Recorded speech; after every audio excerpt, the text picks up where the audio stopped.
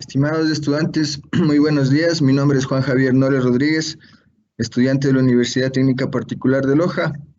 La clase de hoy corresponde a la materia Seminario Fin de Carrera, actualmente cursando el 8º semestre. El tema de hoy es aplicaciones de la mecánica cuántica, para lo cual les informo a todos los estudiantes que la clase está siendo grabada y vamos a proceder con la clase. Les solicito a todos, por favor, que ingresen a la aplicación Nearput. En el chat les he dejado el enlace para que ustedes puedan ingresar, por favor.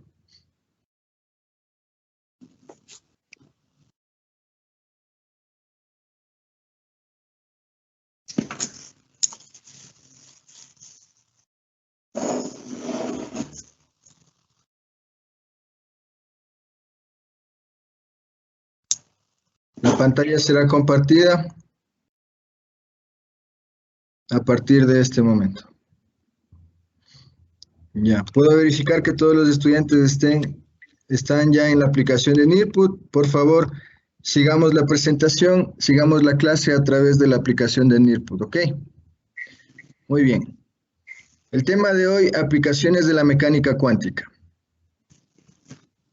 El objetivo de la clase de hoy es conocer las aplicaciones de la mecánica cuántica que satisfagan las necesidades de la sociedad contemporánea. Miremos y recordemos lo ya aprendido anteriormente a través de un video, por favor. Se suele decir que la ciencia más avanzada no se diferencia de la magia, y la física cuántica es un gran ejemplo de ello. Tan sorprendente es esta teoría que algunos de los físicos más renombrados de la historia, como el mismísimo Einstein, se negaron a aceptarla. Pero a un siglo de sus inicios, la física cuántica no solo se ha ganado su lugar, sino que está en el albor de una revolución.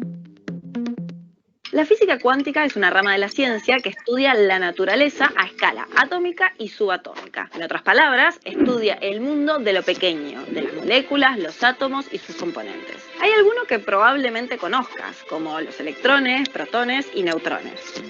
Pero también existen otros menos famosos, como los quarks o gluones.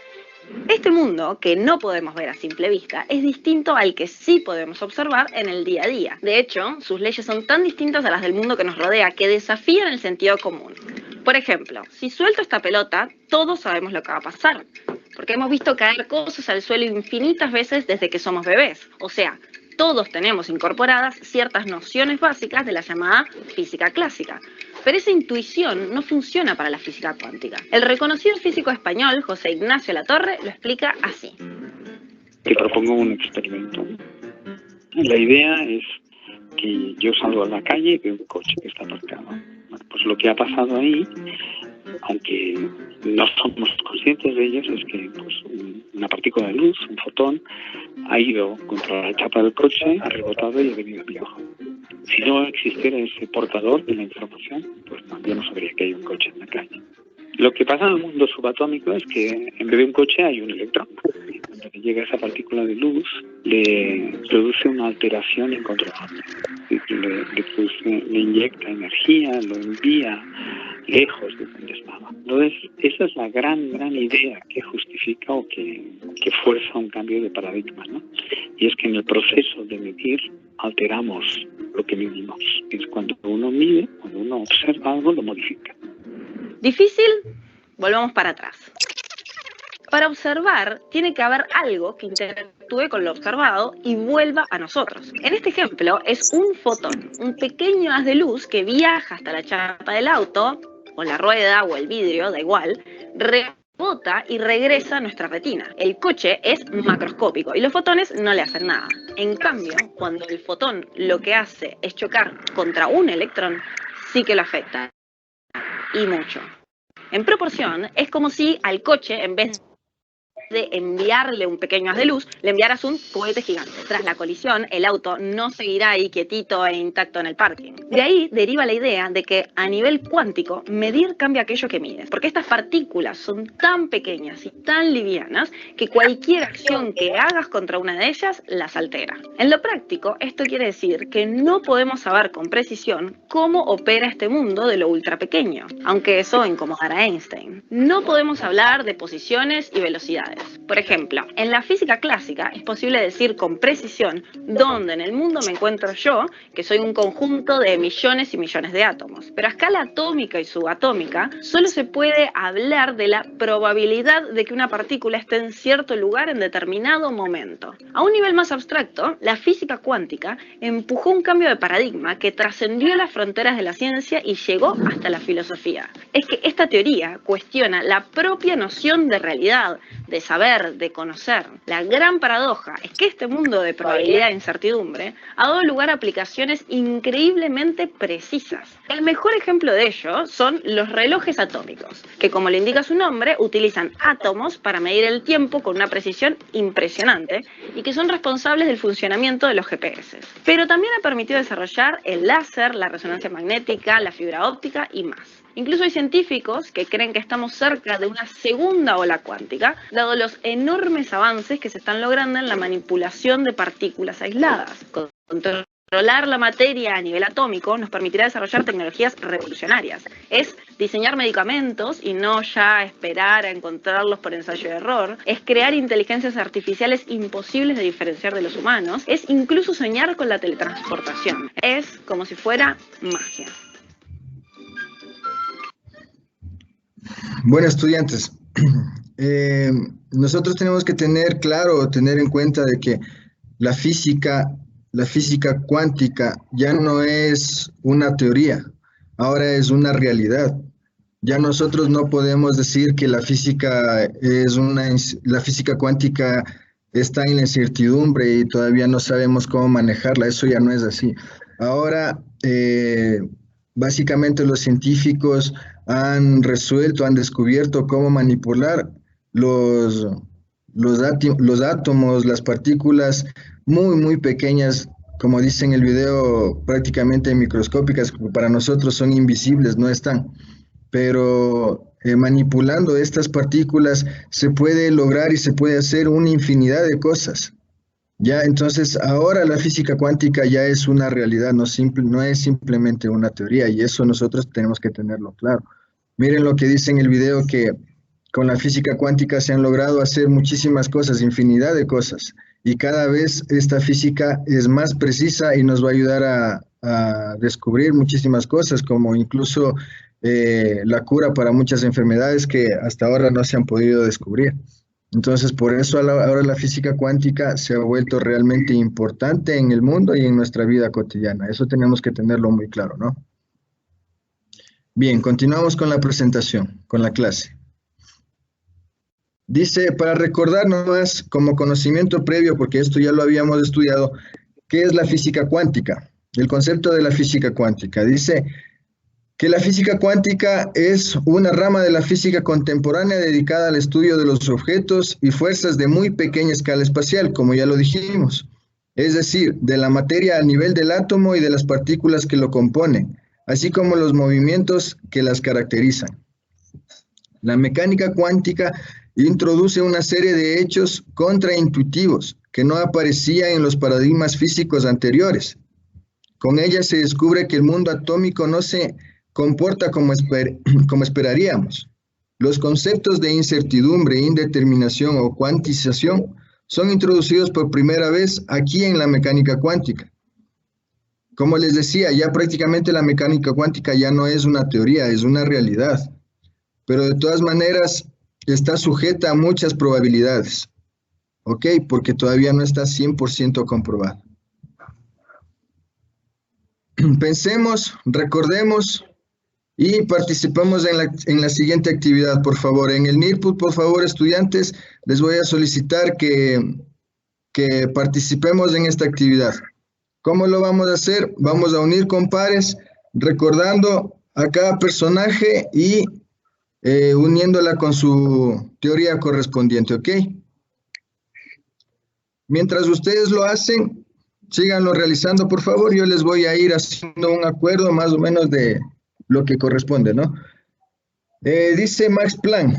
Max Planck nos habló, o él fue quien descubrió la teoría de la cuantización de la energía, que nos hablaba básicamente que la energía no es continua, sino que se transmite en unidades elementales de la energía. Max Planck fue quien inventó la teoría de la cuantización de la energía. ¿Ok? Para que nosotros más o menos sepamos a qué se está refiriendo esto es, nosotros tenemos un cable de luz, ¿verdad? Y nosotros consideramos, en la física clásica se considera que la energía es una línea continua. Entonces, en la física cuántica lo que nos dice a nosotros que esta energía no es continua, sino que es una línea de puntos, por así decirlo.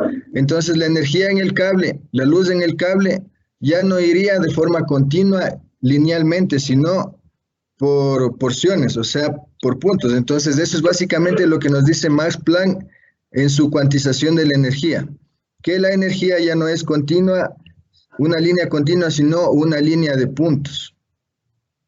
¿Ok? La siguiente teoría es de Louis de Broglie.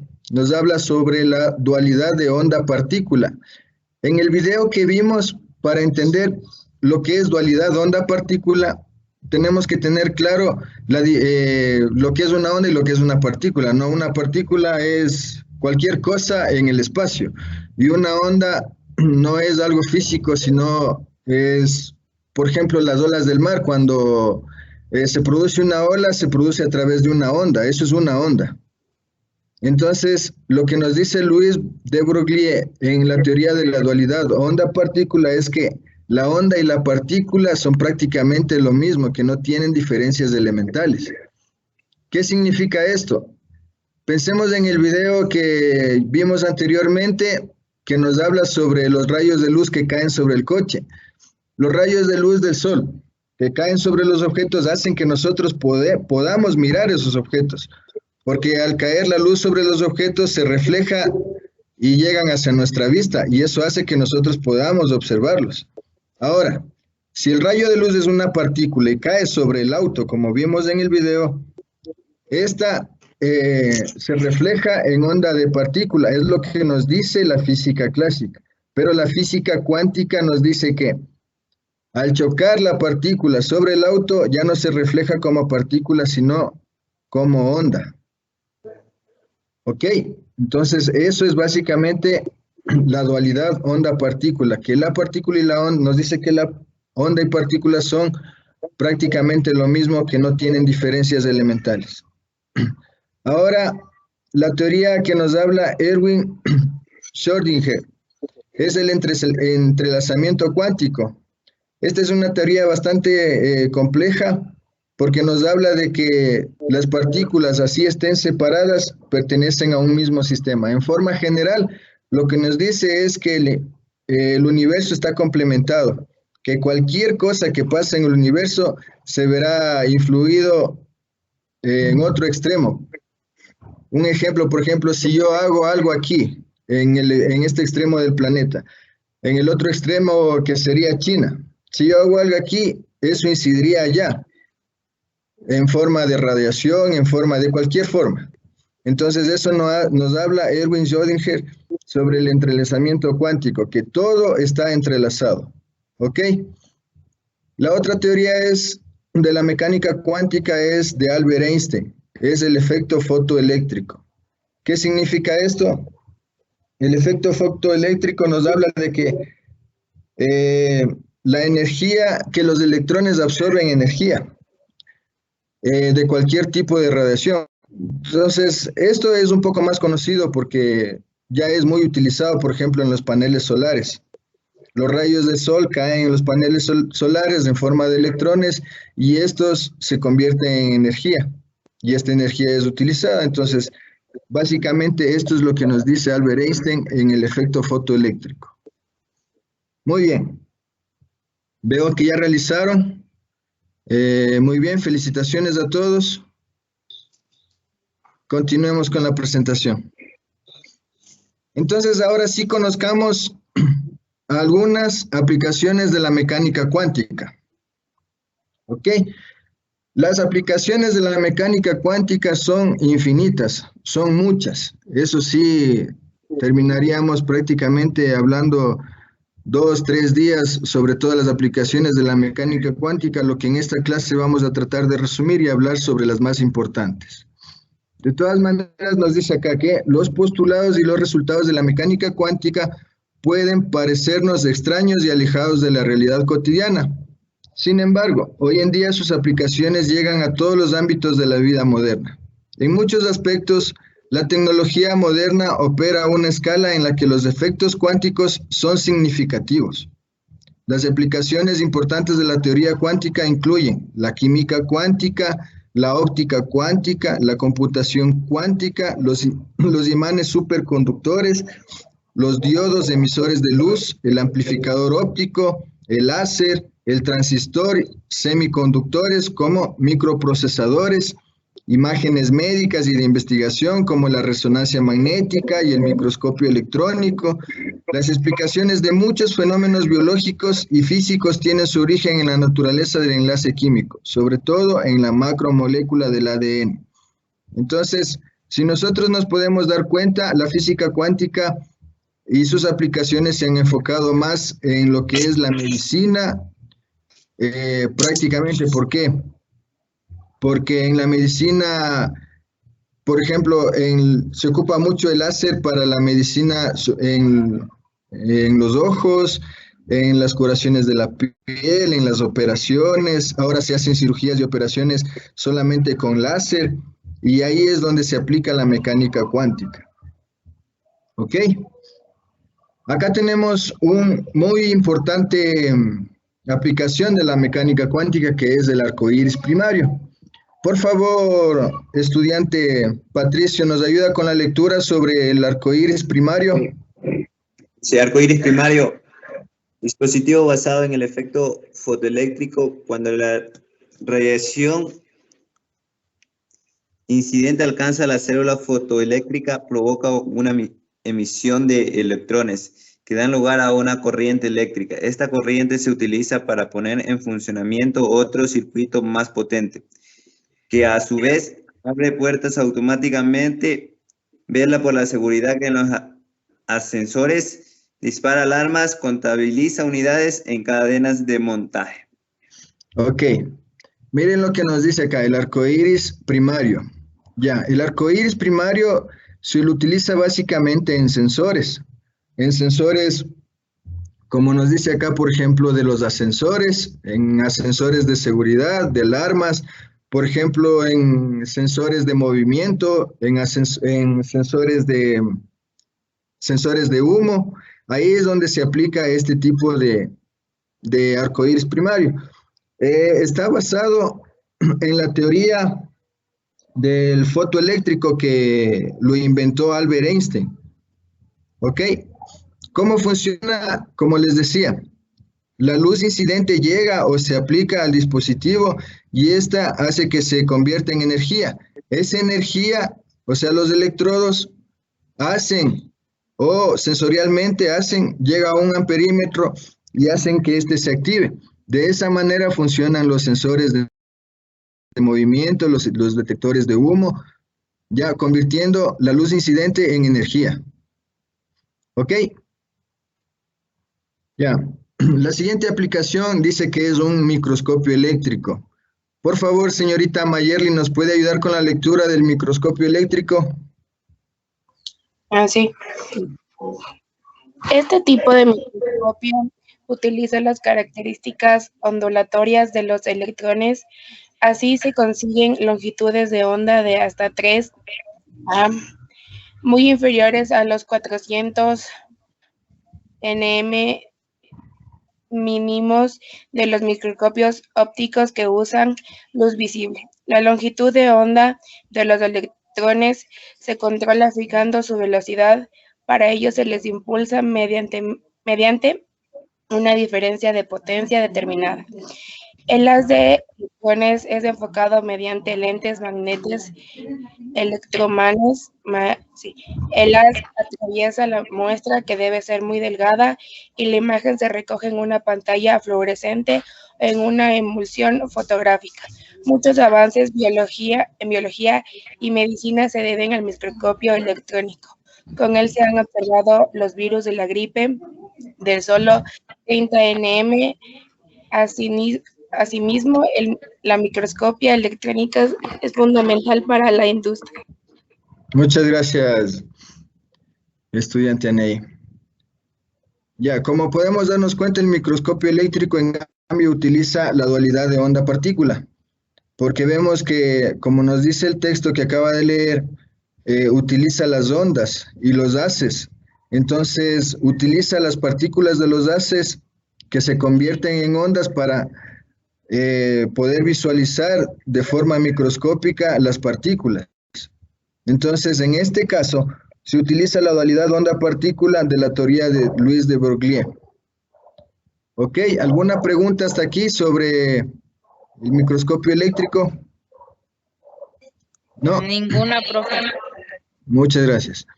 Continuamos. Ahora miremos con una de las más importantes aplicaciones de la física cuántica, que es el láser. Por favor, señorita Mayra, ¿nos puede ayudar con la lectura? Claro, profe. El láser. El láser, amplificación de luz por emisión estimulada de radiación. Es luz monocromática, es decir, de una frecuencia determinada, coherente, muy intensa y concentrada. El láser emite radiación visible. Actualmente el láser se aplica en campos tan dispares como en las telecomunicaciones, fibras ópticas, en los lectores de discos compactos, en cirugía, bisturís, en la industria, soldadores y cortadores de precisión. Existe otro dispositivo, el máser, que emite radiación de microondas. Ok, miremos lo que nos dice el texto. Gracias, señorita Mayra. El láser. Ya, el láser, empecemos diciendo que utiliza el principio de Max-Planck, que es la cuantización de la energía. ¿Qué nos decía el principio de Max-Planck? Que la energía no es continua, sino que se transfiere en unidades elementales de energía. ¿Ok? Cuando se conoció la cuantización de la energía, se pudo inventar el láser. ¿Qué es básicamente el láser? El láser es un haz de energía mucho más fuerte. Ya, y podemos hacerlo mucho más fuerte, tanto así que puede atravesar, puede cortar. Por ejemplo, en la industria se lo utiliza para cortar metales. En la medicina se lo utiliza para hacer operaciones, por ejemplo, para quemar lo que es el cáncer, se lo utiliza mucho para eso. Entonces, fijémonos que esto nos ha ayudado muchísimo, la teoría, la cuantización de la energía nos ha ayudado muchísimo en el avance tecnológico, para muchas cosas, ¿no? Entonces, también nos podemos dar cuenta que existe otro tipo de láser, como nos dice el máser. El máser que emite radiación de microondas. Miren, los microondas que nosotros utilizamos actualmente en nuestras casas funciona en base al máser, que es algo parecido al láser. Emite ondas de radiación, ¿sí? Dentro del microondas se emite esas ondas de radiación y eso hace que la comida obviamente se caliente, ¿no? Entonces, esa es otra aplicación de la física cuántica. Muy bien, estimados estudiantes. Una vez que ya prácticamente hemos repasado todas las aplicaciones, quisiera preguntarles si tienen alguna pregunta sobre las aplicaciones de la física cuántica. Por favor, no duden, no se queden con las dudas, pregunten. ¿Alguna consulta, estudiantes?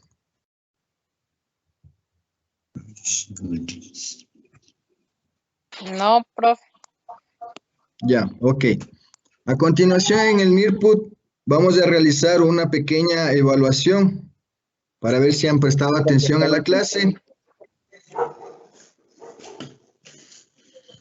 Entonces, por favor, en el NIRPUT todos, vamos a contestar las siguientes preguntas, ¿ok? De manera de manera motivacional, con motivación para ustedes. El que llegue primero a la cima, el que conteste más rápido las preguntas y no se equivoque, obtendrá un punto adicional, ¿ok? Por favor, en el NIRPU todos. Veo que solamente la señorita Anaí está, por favor, lista para la actividad. El resto ingresen al NIRPU de la actividad, por favor. Gracias, señorita Mayra. Por favor, Patricio. Estoy.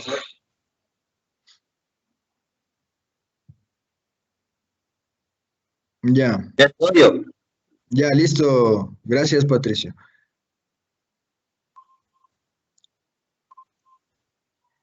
Listo, estudiantes. Participemos, por favor.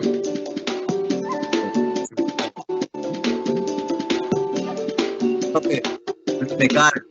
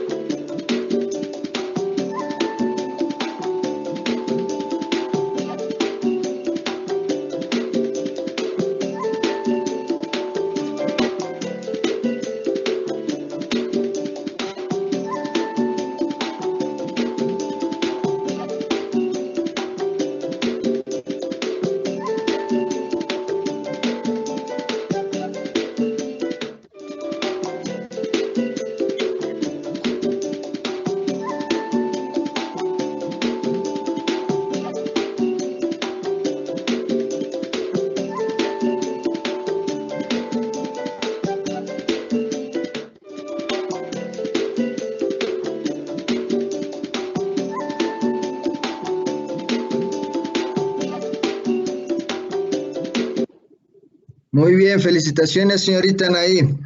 Se ha hecho acreedora a un punto adicional. Como a manera de resumen, por favor, señorita Mayra, si me está escuchando, por favor. A manera de resumen, yo quisiera hacerle una pregunta. ¿Qué entendió usted sobre las aplicaciones de la física cuántica? Bueno, sobre la física cuántica, que a veces nosotros las cosas que funcionan, que tenemos a nuestro alrededor, como usted dijo, profe, parecen invisibles, pero en la vida cotidiana las utilizamos. Muy bien. Patricio, por favor, ¿nos puede acotar algo al comentario de la señorita Mayra? A ver, como o sea, lo que dijo ella, de lo que es en la vida cotidiana, o sea, tenemos muchas cosas que tenemos a la mano y las estamos utilizando, como, sé yo, el láser, no sé, es Ya, algo muy que... bien. Ya, muy bien. Claro, el láser es Profe, una de las aplicaciones más importantes. Dígame. tengo una pequeña inquietud. Claro, dígame. Por ejemplo, en el uso del microondas, usted se realiza el máser, ¿verdad? Cuando utilizamos Por el favor, ¿me puede microondas, la repetir su radiación pregunta? máser. No le escuché, perdón. No se preocupe. Por ejemplo, en nuestro hogar, por lo general, siempre utilizamos el microondas, que usted ¿Ya? decía que tiene radiación máser. ¿Ya? Entonces, mi pregunta es, ¿qué efectos secundarios podría tener en las personas si utilizamos a diario este artefacto? Ya, bien. Consideremos nosotros primero el tipo de funcionamiento que tiene el microondas. Voy a tratar de ser un poquito más específico o explícito sobre su pregunta.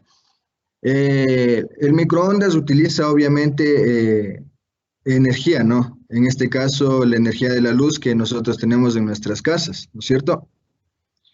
Cuando el microondas realiza su funcionamiento, convierte esa energía en esa energía de partículas, que es la energía de la luz convencional, convierte esa energía de partículas en energía en forma de ondas.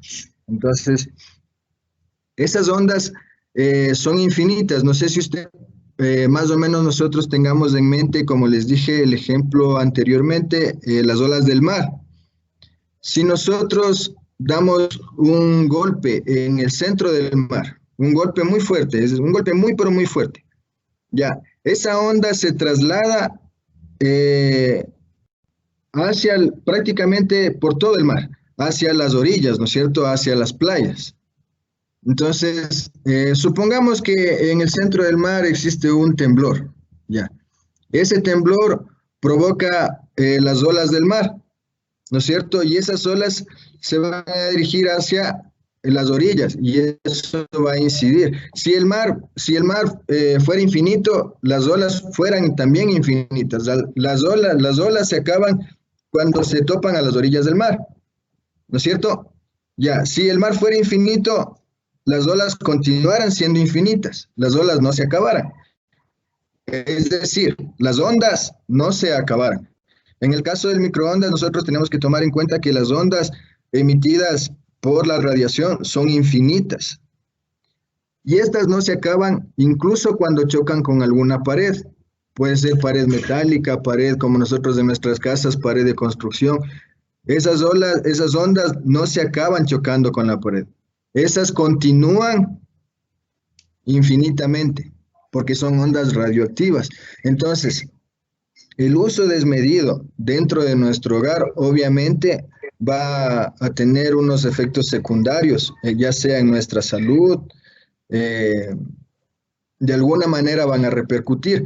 Por eso es importante que nosotros no lo usemos diariamente, constantemente, sino porque, claro, no, debemos ser conscientes también que las ondas radioactivas nos van a afectar a nosotros siempre y cuando éstas sean demasiado intensas y demasiado frecuentes.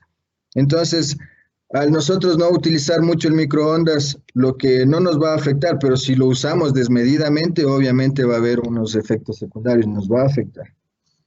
Espero haber contestado su pregunta, señorita Mayra. Sí, profe, aclarado. Muchas gracias. Listo. ¿Alguna pregunta, señorita Anaí, por favor? ¿Algún comentario final?